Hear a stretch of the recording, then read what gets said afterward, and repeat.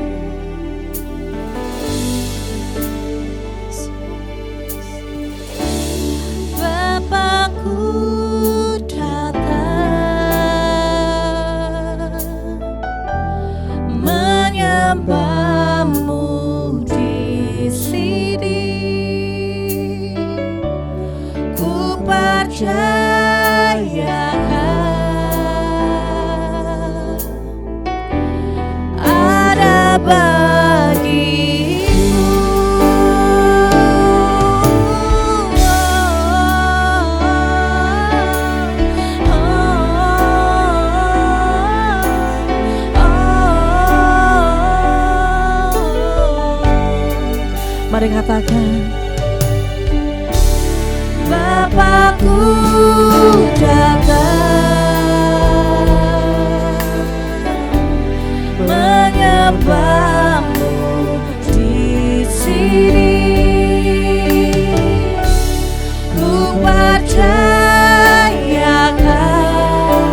ada bagiku, ada bagiku.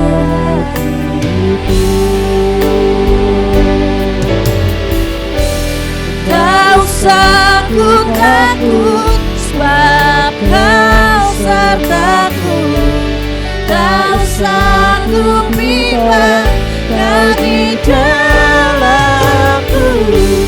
Kau sanggup jaga hidupku. Saat ku lemah kau kuatku. Ku nyanyi haleluya.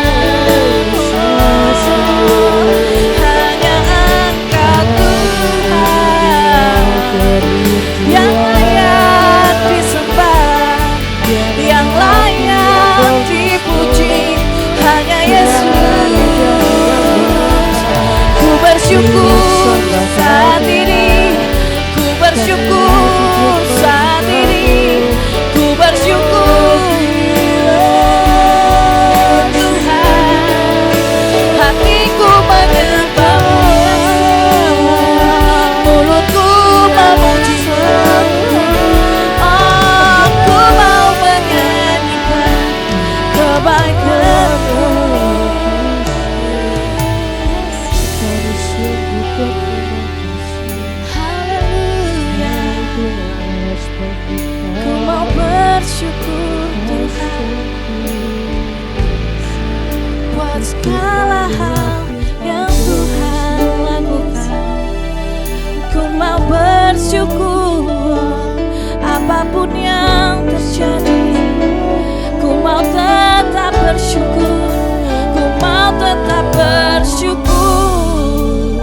Kau Allah yang menyertai, Kau Allah yang melindungi, Kau Allah yang setia.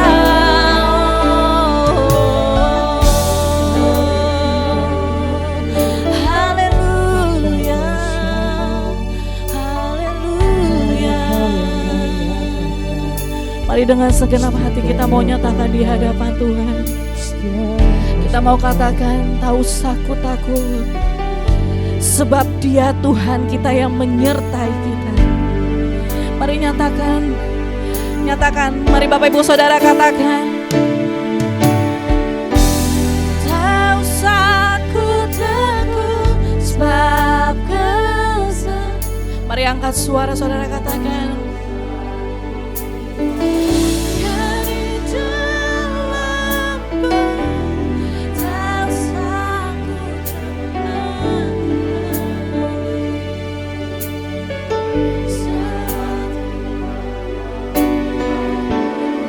Mari jemaat katakan, tak usah ku takut.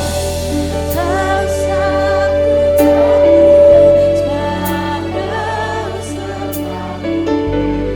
Tak usah dari dalamku.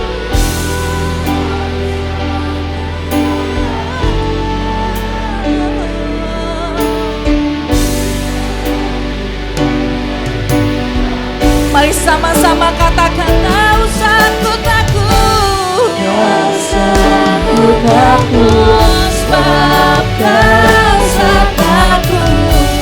Tak usah ku bimbang, Kau di dalamku. Tak usah ku cemas, Kau menghiburku. Saat ku lemah, Kau kuatku. Katakan, ku nyanyi haleluya, ku nyanyi haleluya.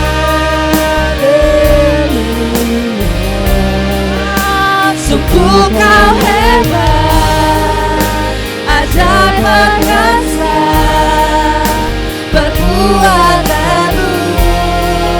Oh, ku nyanyi haleluya,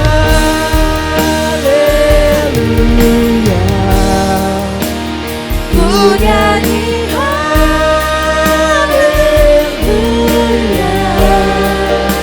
Sungguh Kau hebat, ajaib perkasa, berbuat baru. Mari sekali lagi katakan, ku nyanyikan, ku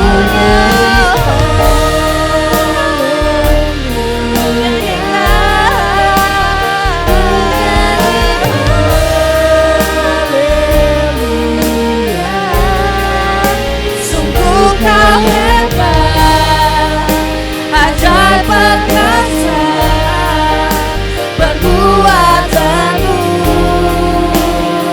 Katakan, sungguh Kau hebat, sungguh Kau hebat, ajaib perkasa, berbuat baru.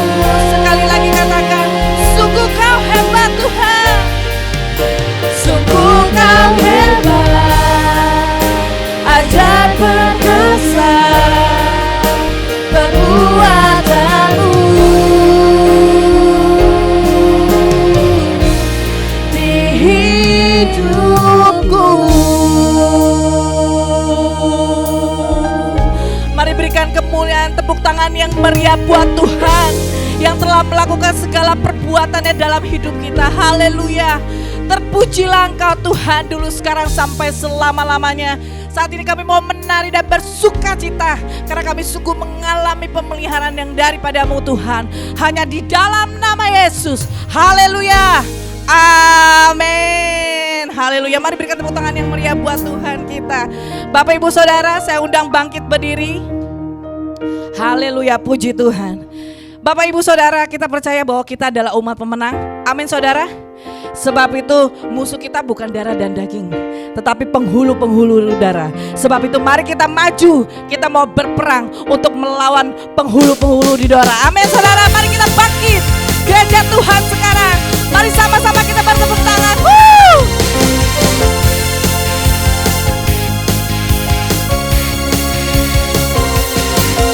Bangkit gereja Tuhan sekarang, mari sama-sama maju. Maju dalam kuasa Roh Kudus. Kemenangan telah diberikan, kuasa dosa dipatahkan, umatnya dipulihkan, berserahkan.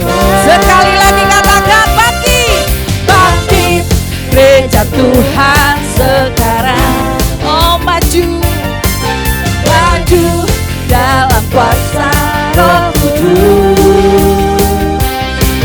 Kemenangan telah diberikan, kuasa dosa dipatahkan, umatnya dipulihkan, berserahkan. Pengurapannya telah dicurahkan, kuasa mujizatnya pun dinyatakan. Kibarkan pancinya bagi kemuliaan.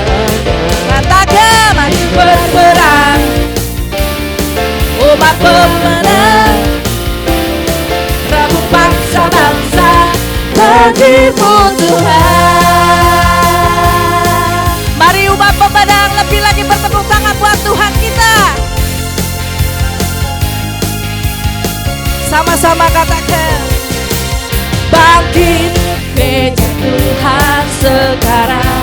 Oh maju, maju dalam kuasa Roh Kudus. Kemenangan telah diberikan, kuasa dosa dipatahkan, umatnya dipulihkan, berserahlah. Pengurapannya telah dicurahkan, kuasa mujizatnya pun dinyatakan. Sama-sama mari kibarkan pancinya bagi kemuliaannya. Maju berperang, umat pemenang, rebut bangsa-bangsa bagimu Tuhan. Mari lebih lagi nyatakan, pengurapannya telah dicurahkan, kuasa mujizatnya pun dinyatakan. Mari kibarkan pancinya bagi kemuliaannya. Amin. Maju berperang, umat pemenang, rebut bangsa-bangsa bagimu. Mari sama-sama maju berperang, maju berperang, umat pemenang, rebut bangsa-bangsa bagimu. Sekali lagi katakan maju berperang, maju berperang, umat pemenang, rebut bangsa-bangsa bagimu Tuhan. Berikan tepuk tangan yang meriah buat Tuhan kita. Haleluya. Sebab kita itu adalah orang-orang yang lebih daripada pemenang. Sebab itu kita jangan takut, kita percaya bahwa Tuhan kita yang menyertai kita. Amin.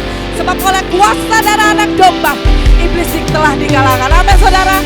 Mari sama-sama kita mau nyatakan di hadapan Tuhan. Haleluya. Oleh darah anak domba, katakan oleh kesaksian kita.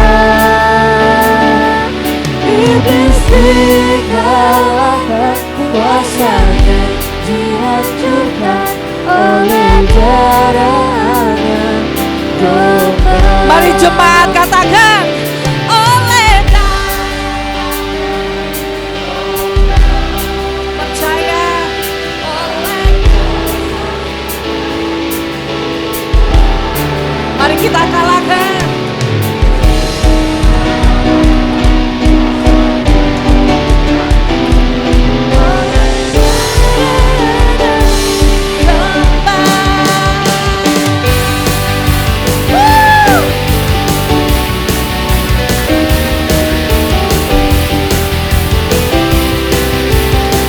Sama-sama katakan, sekarang tiba keselamatan dan kuasa dalam perintahan Allah kita, kuasanya yang diurapinya, karena telah dilemparkannya para pendakwa kita. Sekali lagi katakan, sekarang tiba keselamatan dan kuasa. Amin. Dalam perintahan Allah kita, kuasanya yang diurapinya, karena telah dilemparkannya para pendakwa kita. Mari sama-sama katakan, oleh darah anak domba, oleh kesaksian kita. Amin. Kristi dalam kuasanya dihancurkan oleh darah anak. Sekali lagi katakan, oleh darah anak domba, oleh kesaksian kita. Kristi dalam kuasanya dihancurkan oleh darah anak. Katakan, iblis dikalahkan. Iblis dikalahkan, kuasanya dihancurkan oleh darah anak domba, oleh darah anak domba, oleh darah anak domba. Sekali lagi katakan, oleh darah anak domba. Terpujilah Kau Tuhan. Haleluya, haleluya. Bapak Ibu Saudara, inilah kesempatan buat kita menabur untuk pekerjaan rumah Tuhan. Mari kita siapkan taburan kita. Kita mau berdoa di hadapan Tuhan. Bapak, kami sungguh bersuka cita. Hati kami meluap-luap dengan ucapan syukur. Karena kami menyembah Allah yang hidup, Allah yang sudah memberkati kehidupan kami. Pagi hari ini kami datang Tuhan. Kami membawa persembahan, persepuluhan dan komitmen kami. Kami mau taburkan ke dalam gereja Tuhan di tempat ini. Pakailah Tuhan setiap taburan kami untuk memperluas kerajaan Tuhan di muka bumi ini. Terima kasih ya Bapa, hanya di dalam nama Yesus kami siap menabur. Haleluya, amin. Sidang jemaat dipersilakan duduk kembali.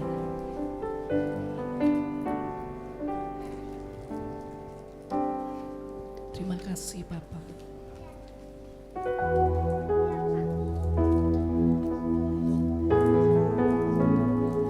Terima kasih buat kehadiran-Mu dalam hidup kami. Engkau menguatkan kami. Engkau memberikan pengharapan bagi hidup kami. Engkau membuktikan kesetiaan-Mu Tuhan sampai saat ini. Sebab Engkau Allah Immanuel. Terima kasih Bapa.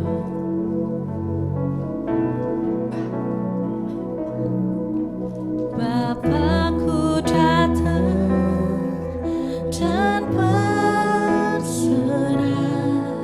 ku nyatakan Kau yang berkuasa dalam gelap. Kau setia, Kau cahaya hidupku.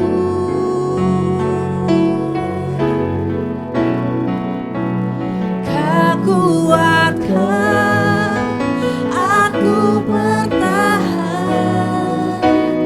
Kau harapan dalam kesesakan, kau buktikan kesetiaanmu Tuhan. Engkau Allah Immanuel.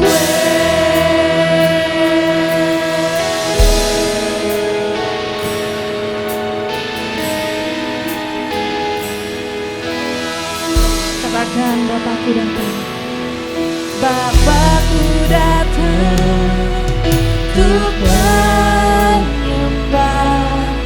Ku nyatakan Kau yang berkata, dalam lemah Kau sempurna, Kau cahaya bagiku.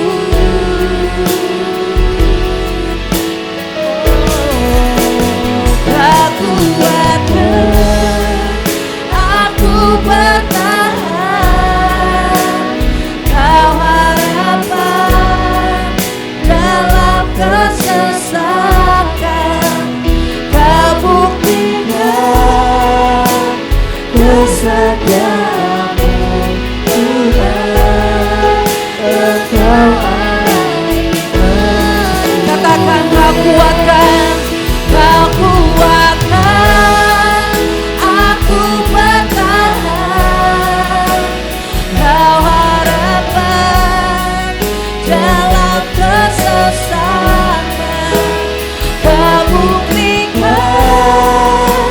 kesetiaanmu Tuhan.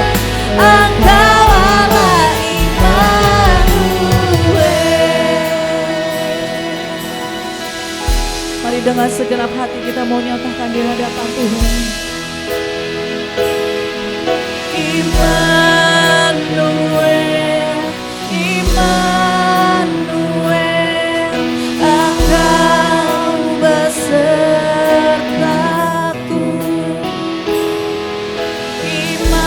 Immanuel, Immanuel, Engkau Allah beserta. Sekali lagi katakan, Immanuel, Immanuel, Immanuel.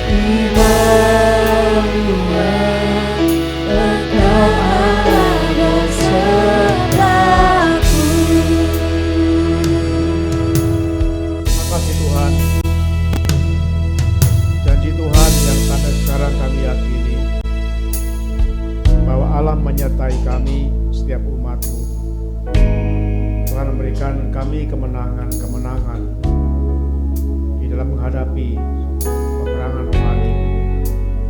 Bapa, pada hari ini kami ingin mendengarkan firman Tuhan. Kami belajar bagaimana kami bisa mengalahkan dalam peperangan rohani yang selalu ada dalam kehidupan kami. Biarlah kiranya Roh Kudus menuntun kami mengerti firman-Mu pada hari ini, supaya kami dapat mengerti mengenai kuasa dari Tuhan, sehingga hidup kami dalam kemenangan menghadapi peperangan ini. Kami berdoa juga Tuhan untuk anak-anak kami yang sebentar mereka juga akan beribadah, belajar firman Tuhan di tempat yang terpisah. Tuhan memberkati guru yang membimbing, yang menolong.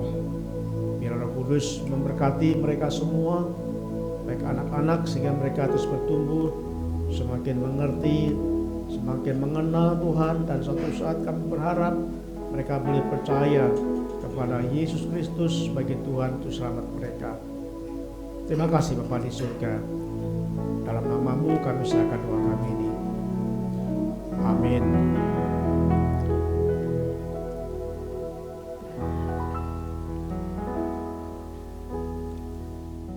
Shalom. Apa kabar Bapak Ibu Saudara Sepuh? Sekarang sudah akhir bulan Agustus ya, penghujung bulan Agustus. Rasanya Natal itu baru kemarin saudaraku, tapi rupanya sudah di penghujung bulan Agustus pada pagi hari ini. Saudaraku, kita akan belajar firman Tuhan pada hari ini tentang peperangan rohani dalam rangka kemerdekaan selamat bulan Agustus ini. Kita akan buka firman Tuhan di dalam Efesus pasal yang ke-6 ayat yang ke-10 sampai dengan ayat yang ke-13. Efesus pasal yang ke-6 ayat 10 sampai dengan ayat yang ke-13. Kalau sudah ketemu, kita akan baca bersama beberapa ayat ini. Mari kita akan mulai. Akhirnya hendaklah kamu kuat di dalam Tuhan, di dalam kekuatan kuasa-Nya. Kenakanlah seluruh perlengkapan senjata Allah, supaya kamu dapat bertahan melawan tipu muslihat iblis. Karena perjuangan kita bukanlah melawan darah dan daging, tetapi melawan pemerintah-pemerintah, melawan penguasa-penguasa, melawan penghulu-penghulu dunia yang gelap ini, melawan roh-roh jahat di udara. Sebab itu ambillah seluruh perlengkapan senjata Allah, supaya dapat mengadakan perlawanan pada hari yang jahat itu, dan tetap berdiri sesudah kamu menyelesaikan segala sesuatu. Saudaraku, ada kisah dalam arena Matador. Kita tahu Matador itu adalah arena peperangan antara seekor banteng yang sangat buas dengan seorang yang sering disebut dengan torero ya. Jadi dalam arena itu biasanya seorang masuk, mereka menggunakan pakaian, ada baju, biasanya motifnya merah, kemudian mereka ada pelindung, kemudian senjata yang paling digunakan adalah sebuah bendera besar ya, yang berwarna merah. Nah, dalam arena itu banteng mudah dilepaskan begitu ganas. Tiba-tiba ada seorang yang masuk dalam arena itu, dia tidak menggunakan perlengkapan, dia nggak menggunakan bendera merah itu. Dia kebetulan menggunakan baju merah, kaos merah, dan begitu dia masuk ke gelanggang itu, lalu seekor banteng yang sangat ganas itu menyerangnya, menanduk sana ke sini, melempar, dan bahkan hampir mati karena beberapa kali ditendang dan diseruduk oleh banteng itu. Tapi bersyukur orang ini terlempar di atas batu dan dia bisa melarikan diri di tribun penonton, sehingga selamatlah orang itu. Saudaraku, tahu kita bahwa hidup ini adalah seperti kehidupan di Matador itu. Kita mengalami menghadapi tantangan, menghadapi peperangan rohani. Dan peperangan yang kita hadapi seperti firman Tuhan ini bukan darah dan daging, tapi peperangan antara kuasa jahat yang selalu menyerang dalam kebaikan itu. Dan semua itu dikendalikan oleh si iblis. Saudaraku, kita membayangkan seperti yang saya gambarkan tadi, ada gambar ilustrasi ini. Ya, selalu mengaco ya. Ya, jadi kita melihat banteng itu biasanya begitu ganas. Dia nggak peduli siapapun yang mendekat pasti akan diseruduk. Kita melihat bagaimana tanduk banteng itu yang sangat tajam. Dan seringkali orang yang disebut lawan banteng itu orangnya adalah torero. Kemudian mengenakan pelindung, baju pelindung itu dan membawa sebuah bendera berwarna merah. Kita melihat, saudaraku, ada seringkali terjadi bahwa torero ini terluka parah. Nah, apalagi dalam ilustrasi tadi, apalagi kalau kita tidak membawa perlengkapan tidak membawa bendera, itu pasti torero itu akan kemungkinan besar akan mati di seruduk banteng itu. Kita melihat ada peperangan dalam hidup kita, peperangan rohani, peperangan bukan melawan pemerintah. Di sini ada istilah melawan pemerintah. Ini bukan berarti melawan pemerintah bukan. Tapi penguasa-penguasa, penghulu-penghulu setan. Itu yang selalu menyerang. Jadi setiap hari kita selalu menghadapi peperangan rohani itu.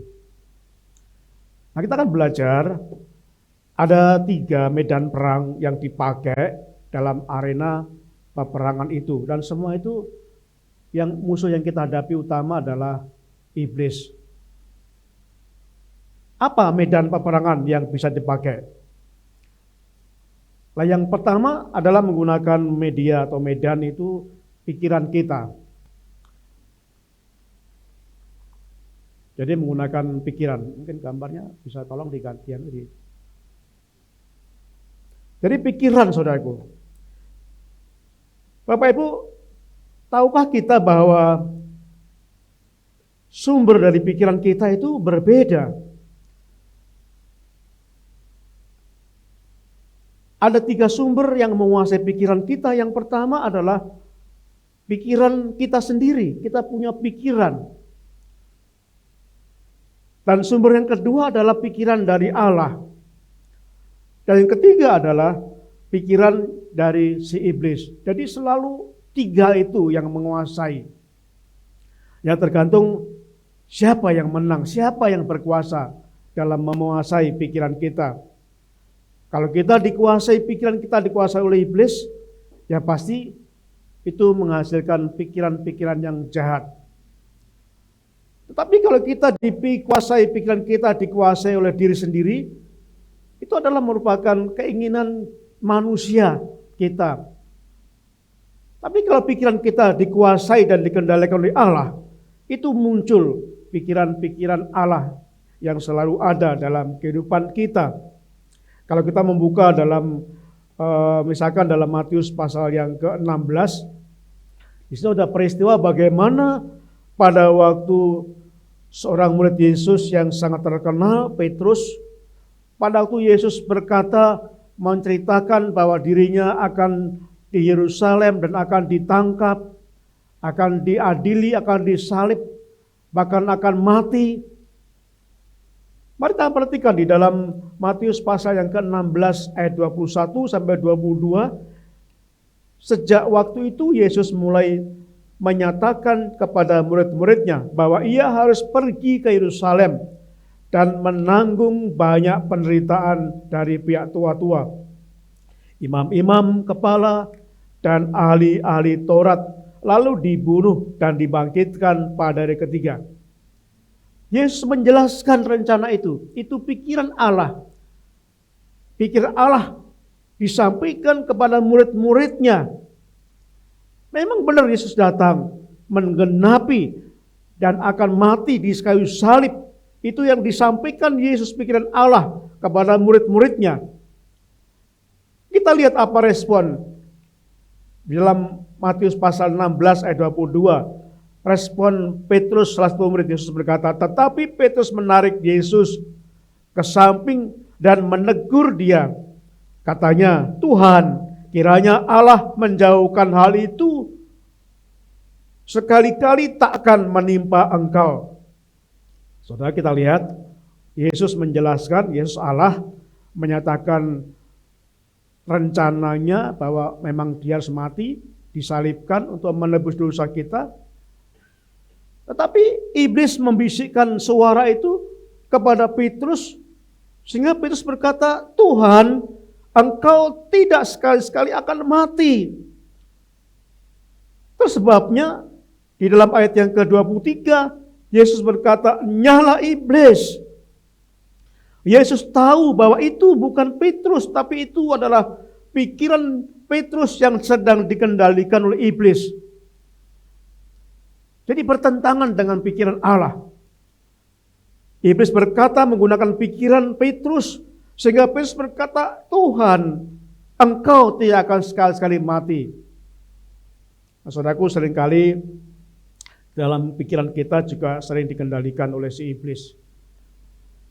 Kadang awalnya kita mengerti tentang maksud Allah, pikiran Allah, tapi kadang-kadang iblis membisikkan dan masukkan dalam pikiran kita sehingga kita percaya. Nah, seperti Petrus itu, Petrus tahu bahwa Yesus memang datang ke dunia. Yesus sering menceritakan, mengatakan pada murid-muridnya bahwa dia satu saat akan mati di kayu salib. Yesus menceritakan bukan sekali tapi lebih dari beberapa kali disampaikan itu, tetapi Petrus sebenarnya sudah ngerti, tapi Petrus dikuasai oleh iblis, pikiran dikuasai iblis, sehingga dia berkata, Tuhan, engkau sekali-kali tidak akan mati. Nah, saudaraku, kita akan belajar bentuk-bentuk pikiran yang dikuasai oleh iblis itu seperti apa ya. Itu dalam kehidupan kita. Coba kita membaca di dalam Wahyu pasal yang ke-12 ayat yang ke-10. Itu pikiran yang sedang dikuasai iblis seperti ini. Dan aku mendengar suara nyaring di surga berkata, sekarang telah tiba keselamatan dan kuasa dan pemerintahan Allah kita dan kekuasaan Dia yang diurapinya, karena telah dilemparkan ke bawah pendakwa saudara-saudara kita yang mendakwa mereka siang dan malam di hadapan Allah kita. Dalam kitab Wahyu, iblis disebut sebagai pendakwa.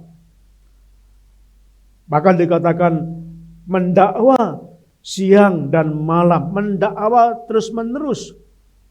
Jadi pikiran-pikiran yang sungguh-sungguh sujon, pikiran sungguh-sungguh tidak percaya, pikiran yang negatif yang sering dilemparkan iblis dalam hidup kita, selalu kita sering berpikir negatif dengan orang-orang di sekitar kita.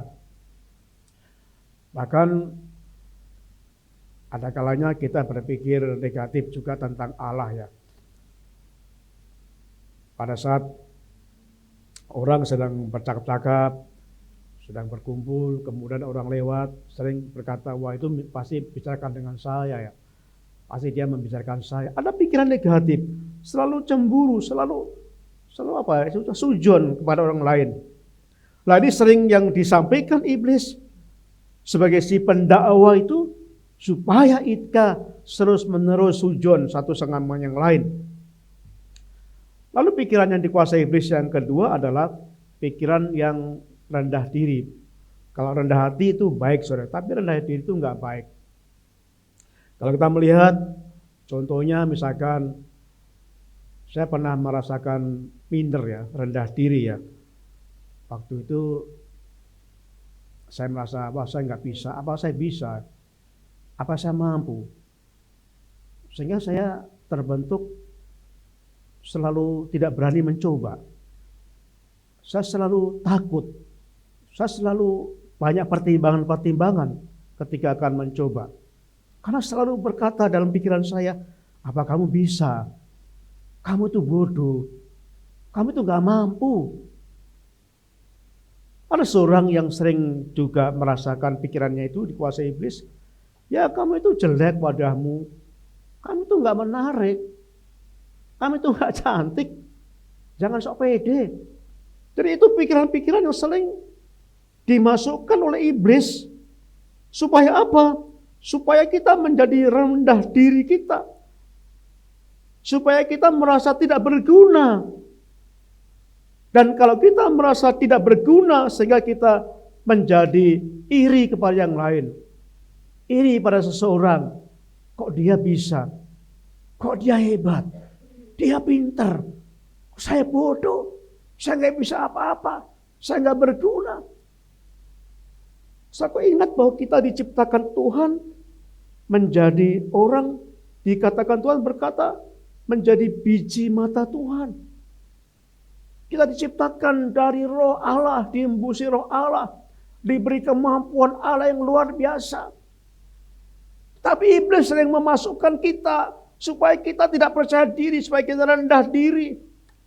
Sehingga kita minder. Kalau kita minder pasti kita kurang percaya. Kalau kita minder pasti kita menjadi iri hati. Dan kalau kita iri hati pasti kita akan sakit hati kepada orang itu.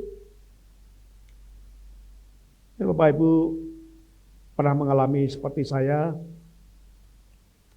merasa tidak mampu, saya bodoh. Waktu saya SMA, saudaraku, ini bapak saya itu punya ambisi ya, punya ambisi bersaing dengan anak tetangga. Itu satu ya, hanya selisih beberapa bulan dengan saya. Waktu sekolah sama-sama terus, SMP, SMA, terus. Kemudian lulus SMA, saya ke Surabaya. Dari ke Surabaya, saya dapat ITB, saya gagal. Tetangga saya ini masuk Akabri, diterima. Masuk ITS, diterima. Bapak saya berkata, kamu tuh bodoh. Kamu bodoh. Saudaraku, itu menghantui saya dan berkata terus, iya, saya bodoh. Saya bodoh. Semenjak itu, saya merasa nggak ada semangat. Kenapa? Perkataan itu selalu terngiang bahwa saya bodoh. Kamu tolol. Kamu nggak bisa apa-apa. Saya nggak menyalahkan bapak saya, tapi saya percaya bahwa itulah pikiran iblis yang dimasukkan dalam hidup saya. Dan saya mengalami itu bertahun-tahun. Saya merasa nggak bisa apa-apa. Ya, Bapak Ibu tolong jangan mengatakan kepada anak-anak, kamu itu tolol, kamu bodoh, kamu nggak bisa apa-apa. Itu akan masuk dalam pikiran kalau itu dipakai iblis, itu bahaya. Masalahku jadi kita melihat ada hal yang sangat berbahaya. Pikiran yang dikembalikan iblis akan menghasilkan pikiran-pikiran. Yang pertama kita akan sujon. Akan selalu cemburu, akan selalu kurang percaya kepada orang lain. Dan yang lebih bahaya adalah pikiran kita, adalah pikiran rendah hati, kita merasa tidak bisa apa-apa. Mari kita akan atasi. Nanti kalau Bapak Ibu setelah khotbah ini menghadapi itu, berdoa bersama-sama. Supaya Tuhan lepaskan itu. Mungkin ada kutuk yang dilampir, disemprahkan. Kamu bodoh, kamu tolol. Kita cabut. Kita hancurkan kuasa itu. Kenapa? Karena Tuhan menciptakan kita menjadi orang yang istimewa. Menjadi orang hebat. Karena kita diciptakan, diembusi oleh roh Allah. Sehingga kita punya kemampuan yang luar biasa. Bukan rendah diri.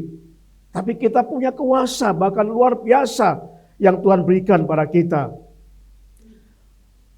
Bapak Ibu, pikiran itu mempengaruhi kesehatan kita. Saya mengambil dari YouTube tulisan ini. Pikiran negatif yang tertekan dapat menguras energi mental. sehingga berdampak negatif pada tubuh dan menyebabkan masalah kesehatan.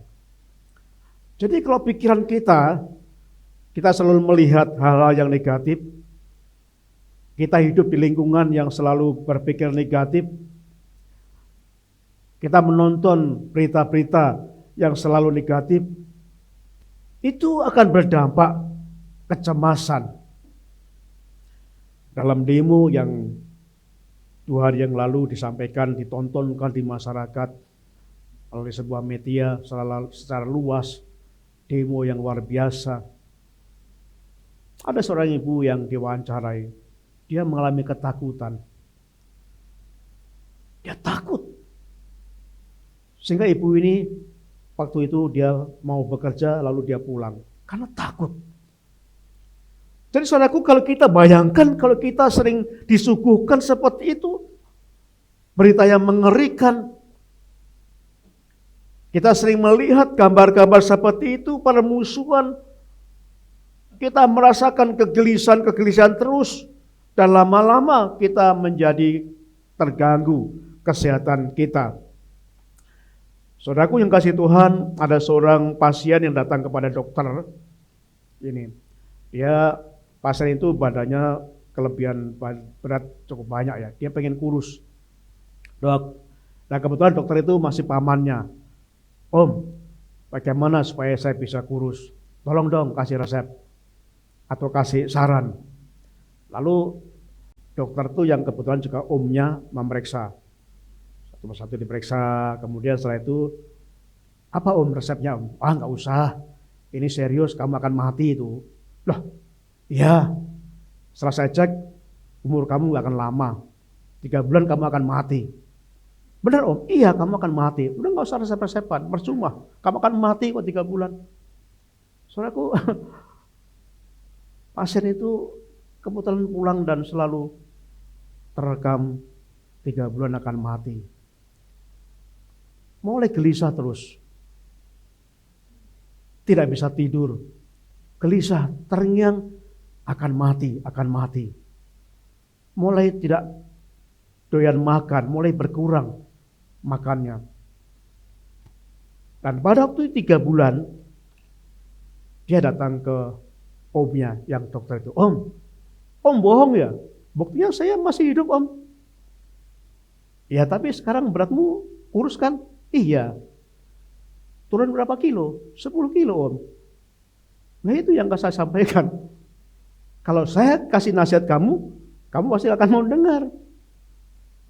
Tapi dengan kamu akan mati, kamu akan takut, kamu gelisah, kamu memikirkan, sehingga badanmu akan menjadi kurus. Nah saudaraku yang kasih Tuhan, kita melihat bahwa pikiran kita itu sangat mempengaruhi, ada hubungannya dengan kesehatan kita. Saya dulu, mungkin sekarang juga masih, saya itu sangat perfect ya. Hal yang kecil saya pikirkan sangat jelimet itu. Saya pikirkan sehingga kadang-kadang mengganggu lambung saya.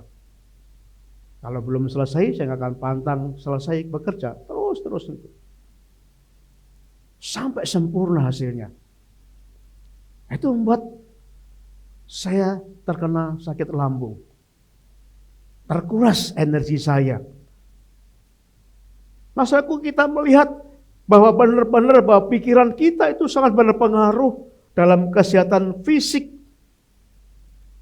Kalau kita melihat di dalam Filipi pasal yang keempat ayat ke-8, Filipi pasal 4 ayat ke-8, Rasul Paulus berkata, jadi akhirnya saudara-saudara, semua yang benar, semua yang mulia, semua yang adil, semua yang suci, semua yang manis, semua yang sedap didengar, semua yang disebut kebajikan dan patut dipuji, Rasul Paulus berkata, pikirkanlah itu.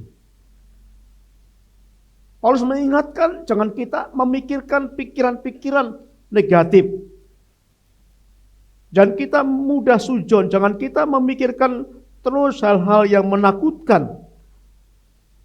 Jangan kita sering mendengarkan berita-berita yang menakutkan itu. Ya mungkin kurangilah mendengarkan atau nonton di YouTube ya kadang-kadang itu nggak benar, kadang-kadang kurang benar, tapi sempat membuat kita gelisah.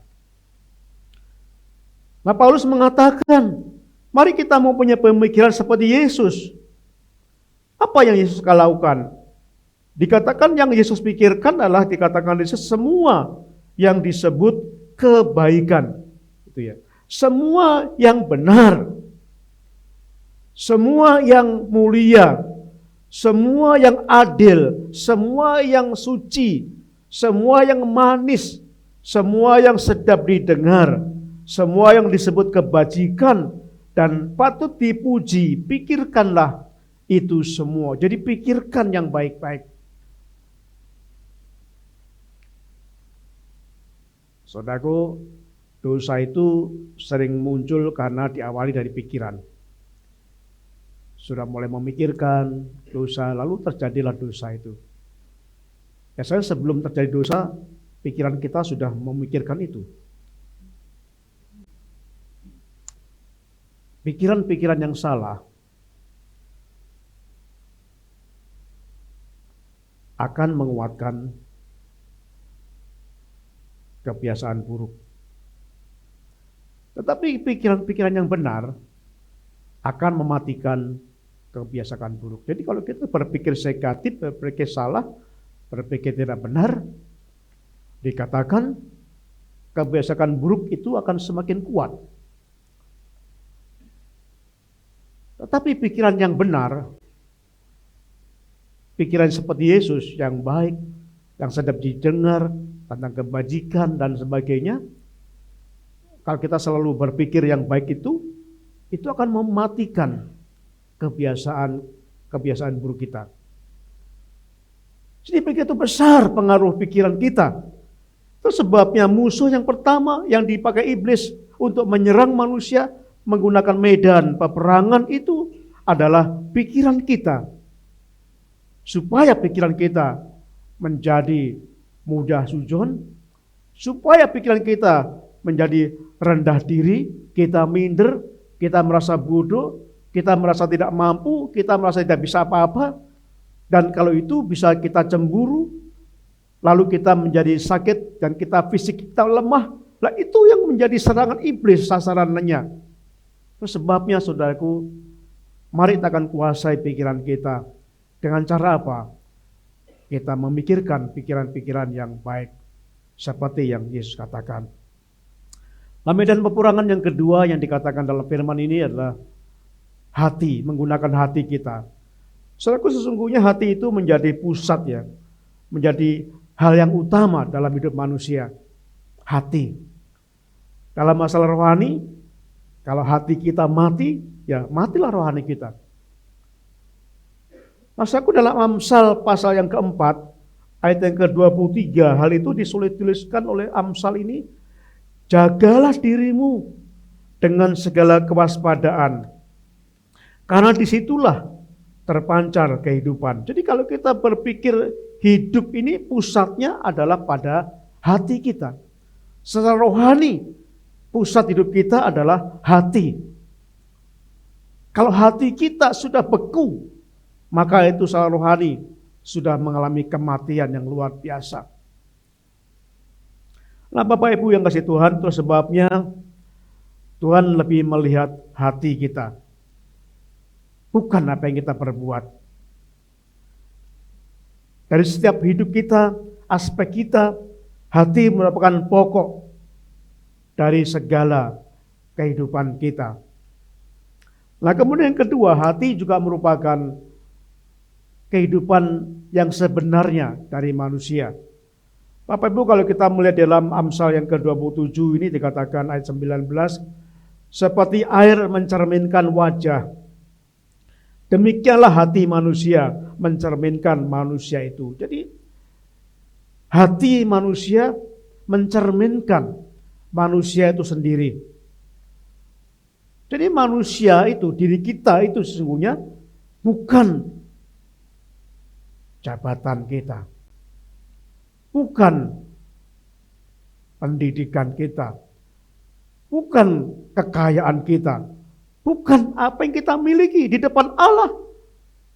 Hidup kita adalah hati kita, mencerminkan hati kita. Siapa yang bersih hatinya, pasti hidupnya juga akan bersih. Dapat dilihat dari hatinya, tapi sayang sekali kita nggak bisa melihat hati manusia.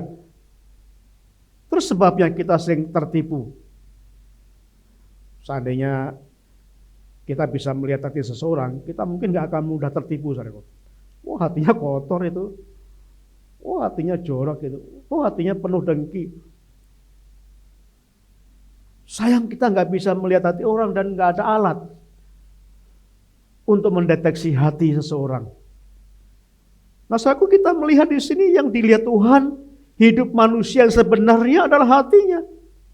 Apakah hati kita bersih? Kalau hati kita bersih, maka orang itu akan bersih hidupnya. Ya, biasanya manusia itu yang dilihat penampilannya. Penampilannya dulu kalau orang pakai jas seperti saya itu eksekutif ya, sekarang enggak. Sekarang ini pakaian satpam. Satpam tuh pakaiannya seperti ini, saudara, pakai jas. Dulu kalau jas itu kan eksekutif ya. Sekarang eksekutif itu pakai sepatu cat, jeans, itu terbalik.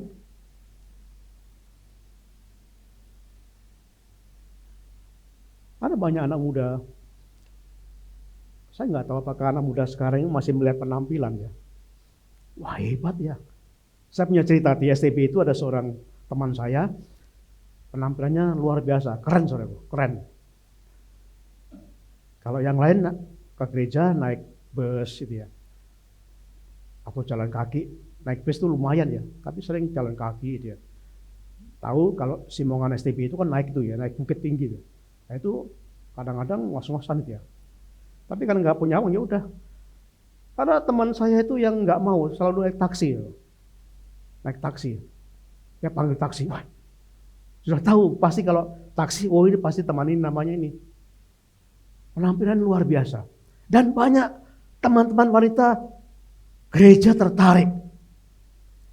Karena selalu penampilannya naik taksi. Dan bajunya selalu bermerek.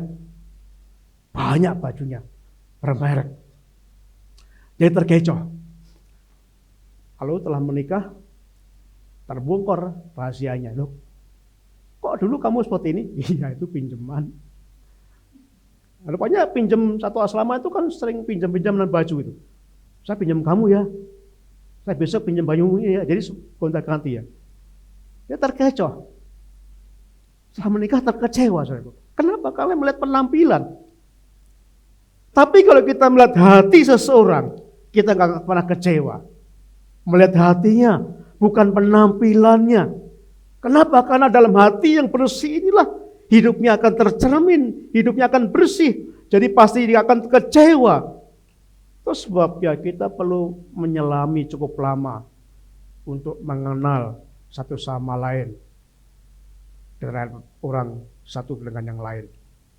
Nah, saudaraku yang kasih Tuhan, kalau kita melihat di sini, kalau kita melihat dalam bagian selanjutnya, kita harus mengendalikan dan menjaga hati, saudaraku. Di dalam Ibrani pasal yang ke-12 ayat 14 sampai ayat yang ke-15 itu dikatakan demikian.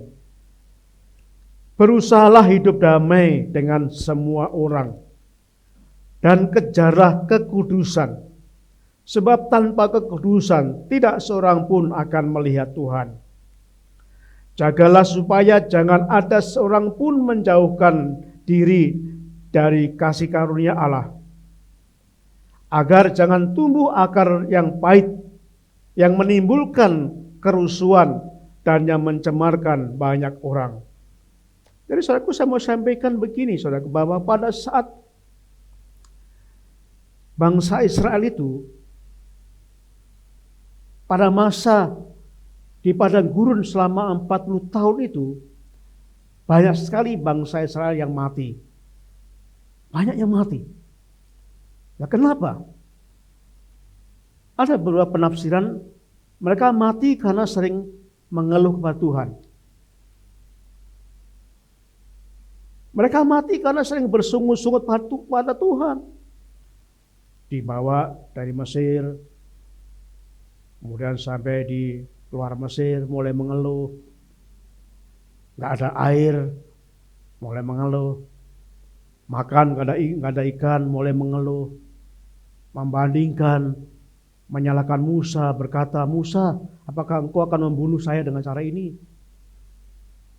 Mengeluh. Dan sehingga mereka mati. Karena Tuhan gak suka orang mengeluh. Tuhan gak suka orang yang bersungut-sungut. Membuat hati kita akan menjadi kotor. Orang yang selalu bersungut-sungut, orang yang selalu mengeluh, seandainya ada alat untuk bisa melihat kejerihan hati, pasti orang yang bersungut-sungut itu hatinya sangat kotor. Hatinya sangat pekat.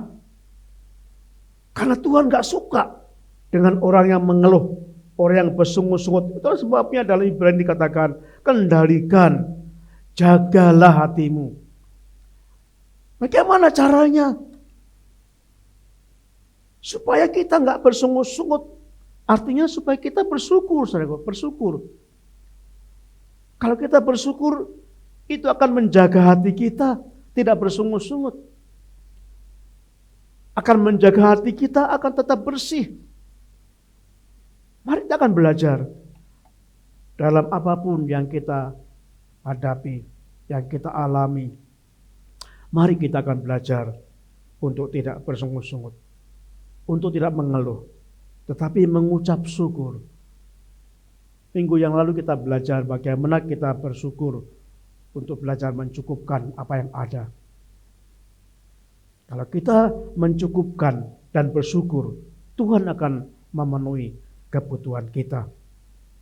Nah, saudaraku yang kasih Tuhan, ada beberapa penyakit hati yang sangat berbahaya.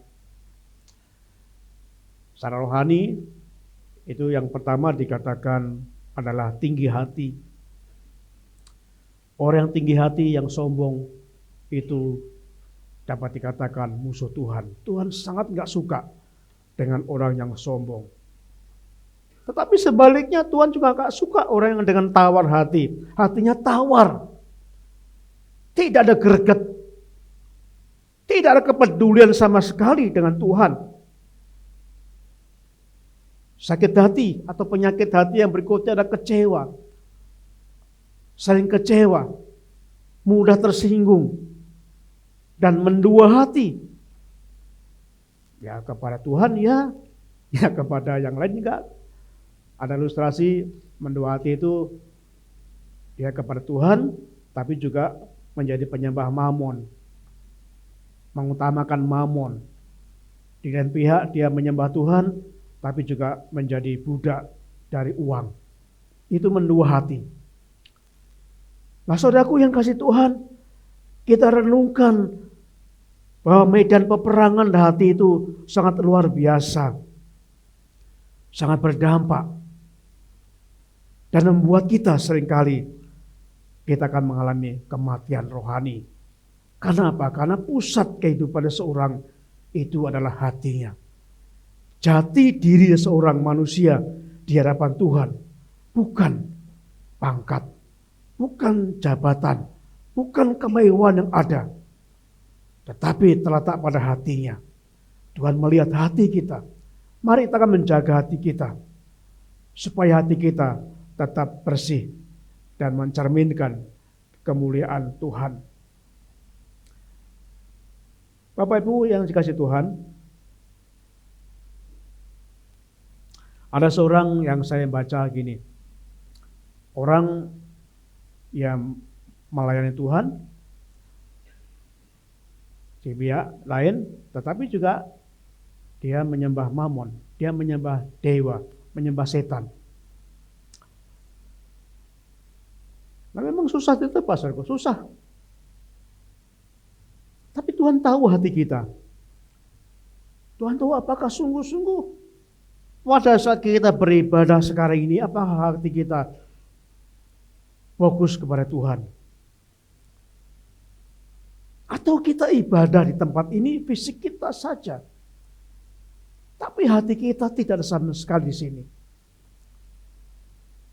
yang Tuhan lihat dan Tuhan berkata bahwa sesungguhnya kita sedang tidak beribadah walaupun fisik kita di sini. Kenapa? Karena Tuhan lebih percaya hati saudara daripada fisik saudara.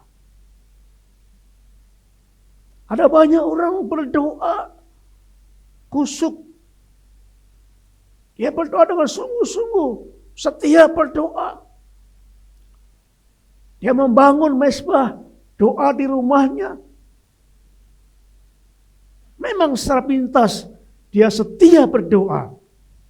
Tapi kembali, apakah hatinya ada pada Tuhan? Apakah doa yang dilakukan itu berfokus untuk memuliakan Tuhan? Karena ada banyak orang berdoa karena untuk kepentingan sendiri. Saya berdoa karena saya sedang ada masalah. Terus sebabnya saya berdoa supaya masalah saya diangkat oleh Tuhan. Saya berdoa karena saya sedang punya pergumulan. Terus sebabnya saya setiap berdoa. Tetapi setelah pergumulan itu selesai, dia tidak ada lagi di mezbah doa itu. Kenapa? Karena sesungguhnya hatinya tidak tertuju kepada Tuhan. Hatinya untuk kesenangan diri sendiri saja. Sepintas lalu secara fisik dia tekun berdoa. Tetapi Tuhan melihat hati kita sesungguhnya tidak sedang di dalam menyembah Tuhan. Masaku, mari kita akan koreksi diri kita. Kita akan evaluasi, kita akan perbaiki. Kita nggak bisa sujon. Kita nggak bisa curiga satu sama lain. Tapi kita koreksi sama-sama, masing-masing. Kita murnikan. Supaya sungguh-sungguh Tuhan melihat hati kita itu bersih. Hati itu kata benar. Karena disitulah Tuhan mempercayai saudara-saudara. Ketika Tuhan melihat hati kita, hati yang bersih. Medan perang yang ketiga dikatakan adalah mulut kita. Nah Bapak Ibu yang kasih Tuhan, di dalam Mazmur pasal 141 ayat yang ketiga, Mazmur 141 ayat ketiga dikatakan, pemazmur berkata, Tuhan awasilah mulutku. Tuhan jagailah mulutku. Jagailah pintu bibirku. Saudaraku yang kasih Tuhan, kita perlu sekali menjaga bibir kita, mulut kita, lidah kita. Saudara, bahaya pada waktu perkataan Hitler waktu itu berkata bunuh. Ada ribuan, mungkin jutaan orang Yahudi terbunuh. Hanya karena satu perkataan bunuh. Bahaya sekali. Waktu Presiden Rusia berkata perang, serang. Banyak warga terbunuh karena perang. Hanya karena satu komando. Tetapi juga dengan mulut kita bisa menyelamatkan banyak orang. Ketika kita berkata, percaya kepada Yesus. Kamu akan diselamatkan. Kamu akan dibebaskan dari neraka. Itu sama. Jadi mulut kita itu netral. Tergantung siapa yang menggunakan. Kalau kita gunakan dengan benar, maka mulut kita akan memberikan kuasa yang luar biasa. Tapi kalau mulut kita gunakan untuk yang jahat, akan menghasilkan kejahatan-kejahatan. Oleh sebab itu saudaraku, tolaklah gosip. Saya, ya maaf mungkin sering menekankan ini karena sangat berbahaya. Kalau gosip sudah masuk gereja itu bahaya, saudaraku. Bisa menghancurkan gereja. Masyarakat kita rupa-rupanya suka hal yang gosip. Suka hal yang menggosip. Coba kita bayangkan waktu Bapak Ibu pasti nggak tahan ya, nggak pegang HP sehari ya. Bukan untuk kerja ya, tapi nggak tahan nggak melihat berita hoax kan di HP itu. Begitu menariknya. Tapi sering kita nggak tertarik ketika mendengar berita kebenaran, mendengar firman Tuhan. Kita jarang menggunakan HP untuk melihat firman Tuhan. Berita yang benar. Tapi sering kita gunakan untuk mendengar atau melihat berita-berita yang gosip itu. Karena itu lebih menarik. Lebih menyenangkan pikiran kita. Lebih menyenangkan hidup kita. Nah itu kembali sehati-hati. Itu serangan iblis yang kita bisa lancarkan pada kita supaya kita begitu tertarik, begitu haus dengan berita-berita yang gak benar, berita hoak, dengan gosip. Dan itu sangat bahaya, bisa membunuh. Bukan secara fisik, tapi membunuh mental seorang. Bagaimana ketika kita dihantui oleh gosip itu, banyak itu tidak bergerak lagi, tidak bersemangat.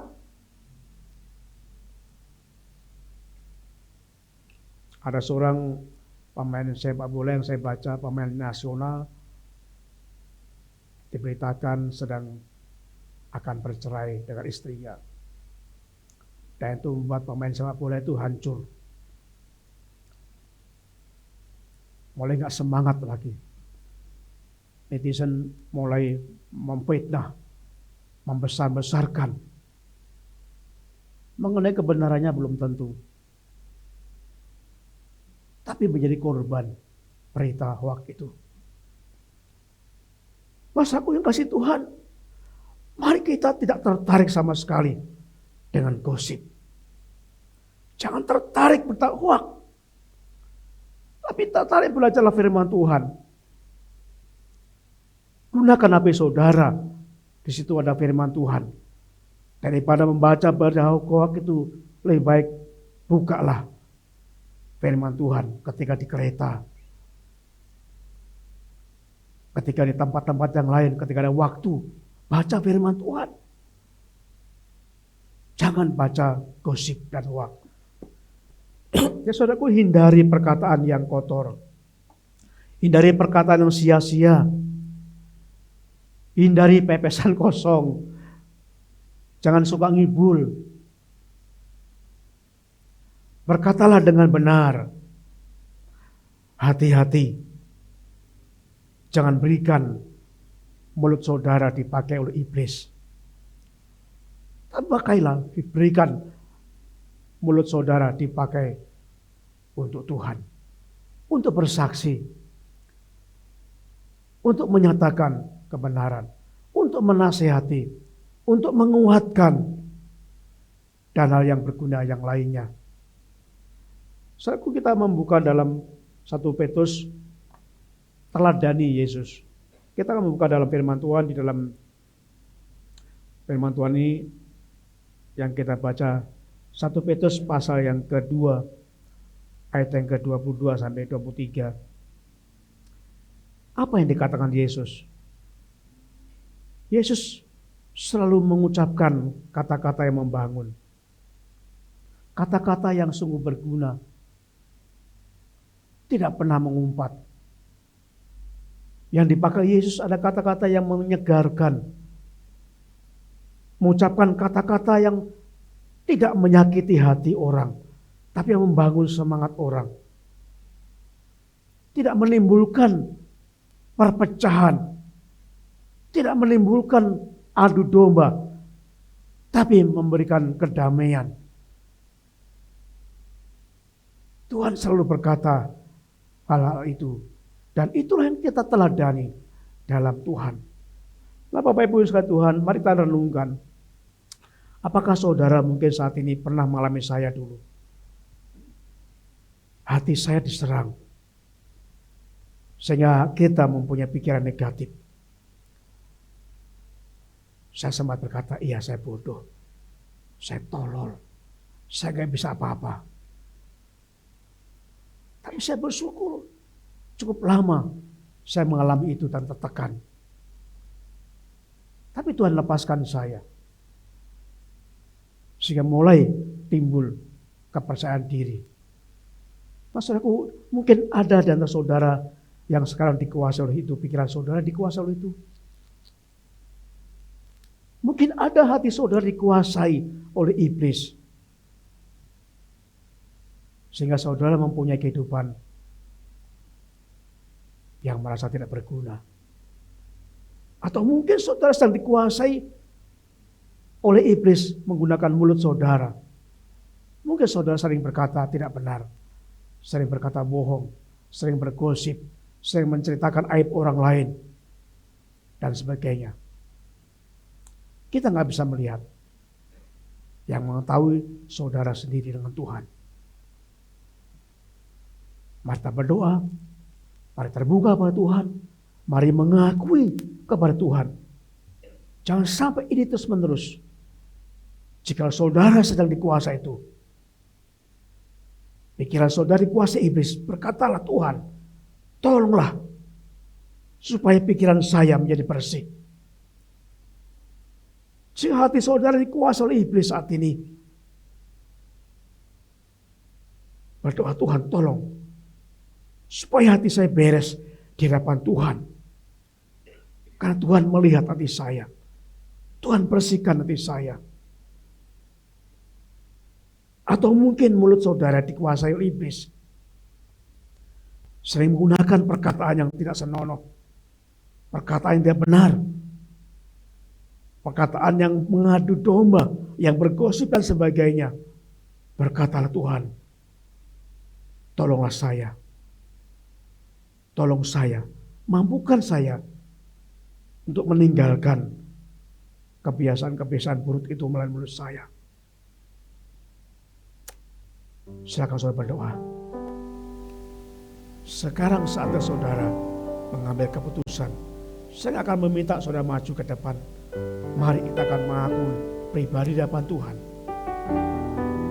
Supaya benar-benar kemerdekaan yang Tuhan berikan, kemerdekaan sejati, benar-benar juga kemerdekaan dari medan peperangan yang diserangkan oleh iblis melalui hati kita, pikiran kita, dan mulut kita. Silakan terbuka saudara, jangan malu-malu. Terbuka apa Tuhan, mengakui apa Tuhan. Biar Tuhan menolong kita melepaskan itu, membebaskan kita dan ikatan iblis itu.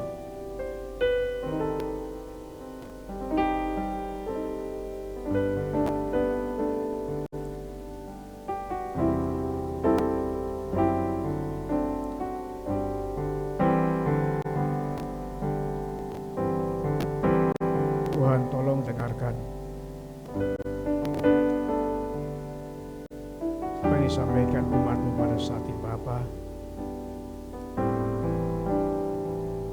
Walaupun sesungguhnya Engkau sudah tahu keberadaan kami semuanya. Engkau tahu bagaimana pikiran kami, bagaimana hati kami. Engkau juga tahu bagaimana mulut kami.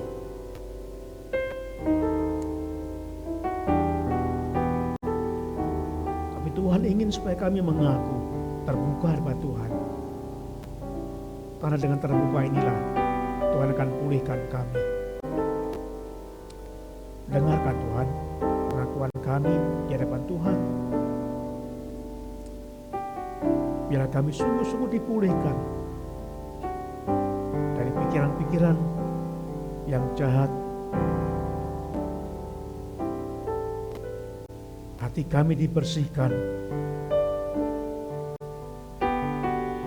Supaya mulut kami juga gunakan mulut yang benar. Seperti perkataan-perkataan yang Tuhan sampaikan, yang Tuhan sering ucapkan di dalam hidupnya.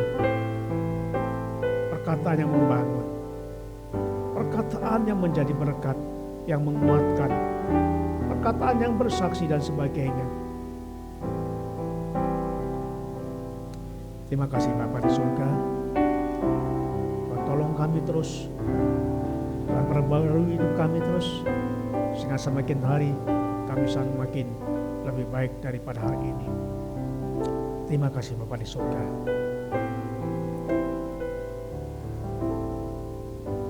Dengan pujian sebagai sikap kita berdoa pada Tuhan,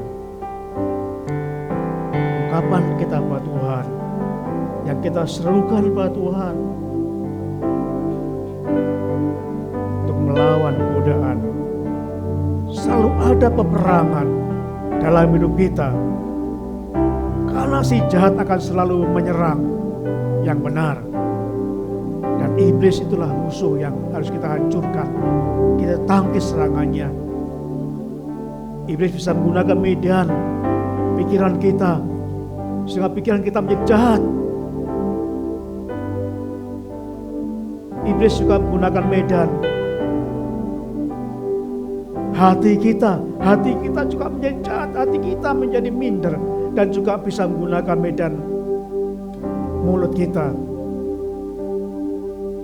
Kita lawan. Tanyakan pujian ini,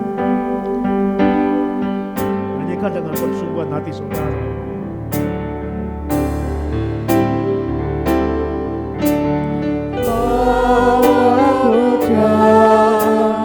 Jangan menyerah, tiap kemenangan terus memberi jaya. Minta kekuatan dan terus berjuang, pandang pada Tuhan sampai kemenangan. Mintalah pada Tuhan agar kau dikuatkan. Yesuslah pertolongan sampai engkau menang.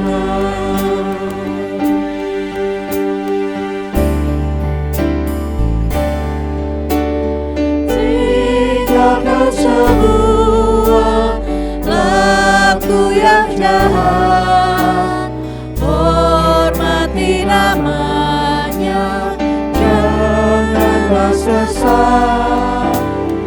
Tunjuk kebenaran, hidup dalam terang, pandang pada Tuhan sampai kemenangan. Mintalah pada Tuhan agar kau dikuatkan. Yesuslah pertolongan sampai engkau menang.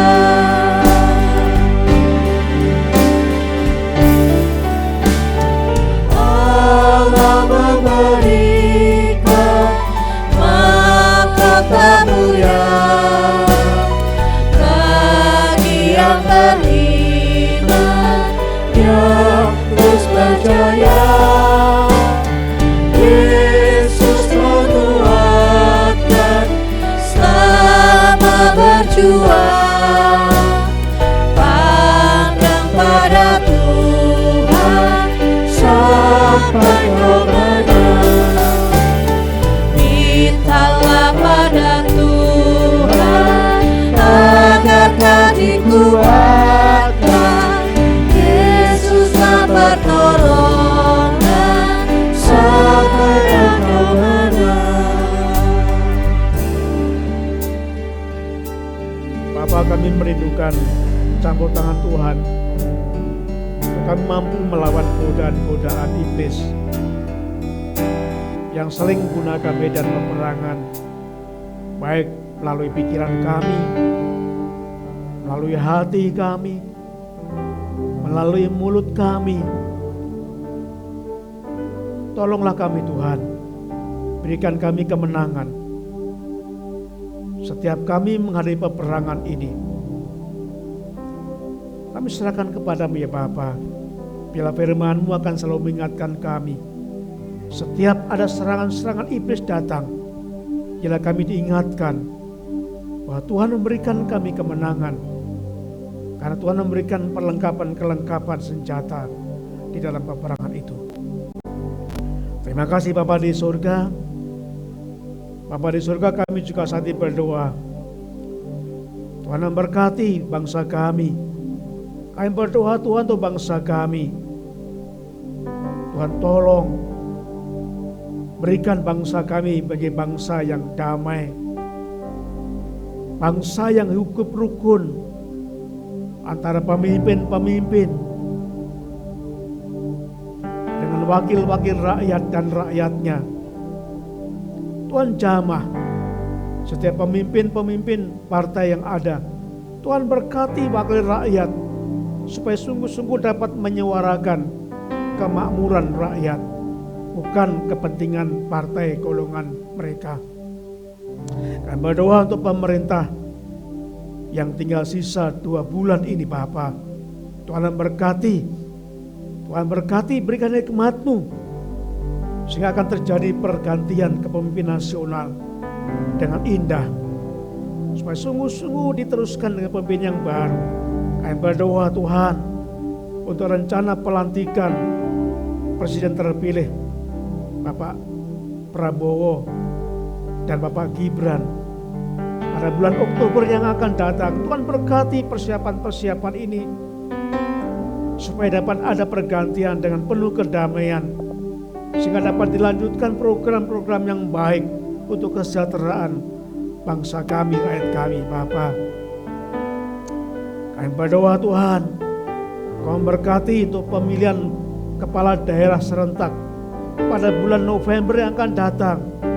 Tuhan berkati pada saat proses pendaftaran tanggal 27 sampai 29 Agustus ini. Berkati Komisi Pemilihan Umum sebagai penyelenggara.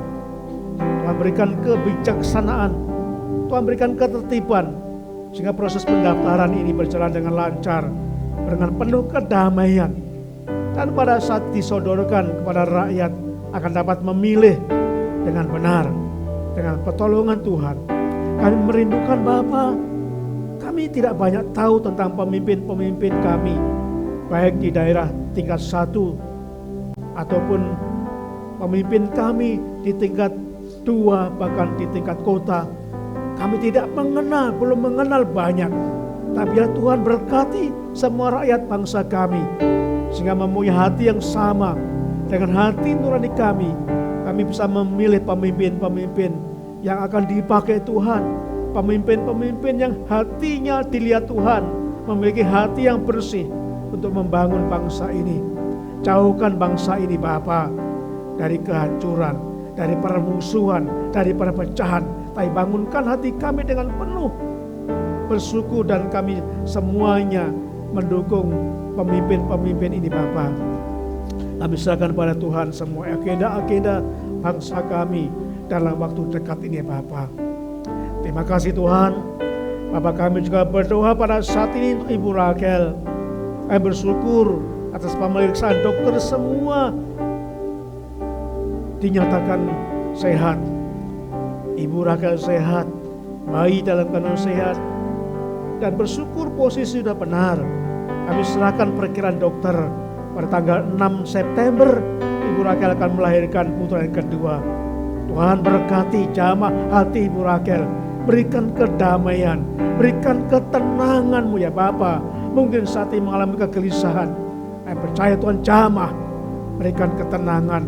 Tuhan berkati untuk dokter yang akan dipakai untuk persalinan secara operasi sesar. Tuhan berkati untuk rumah sakit yang dipakai. Kami serahkan biar pada waktu tanggal 6 September sesuai dengan perkiraan dokter, tindakan dinyatakan dan semua dalam keadaan lancar. Ibu Raquel sehat dan bayinya lahir dengan sehat. Kami mendoakan ini Bapa, karena Engkaulah kami yang sanggup menolong kehidupan kami. Terima kasih Bapa. Kami berdoa, kami bersyukur untuk saudara kami Apri yang Tuhan sembuhkan dari sakit beberapa waktu yang lalu. Tuhan berkati kesehatan Apri, berikan kekuatan, berikan Tuhan sehingga Aprianto dapat sungguh-sungguh semakin menjaga tubuh badannya, sehingga akan terus dalam sehat, dalam keadaan kuat menjalankan pekerjaan setiap harinya. Terima kasih Bapa di surga. Terima kasih Tuhan. Saudaraku, mari kita berdiri bersama-sama. Kita akan mengakhiri ibadah kita pada hari ini. Kiranya kasih karunia dari Allah Bapa, anugerah keselamatan dari Yesus Kristus, serta persekutuan Roh Kudus menyertai saudara semuanya, mulai dari saat ini sampai selama-lamanya. Terpujilah nama Tuhan. Haleluya. Amin.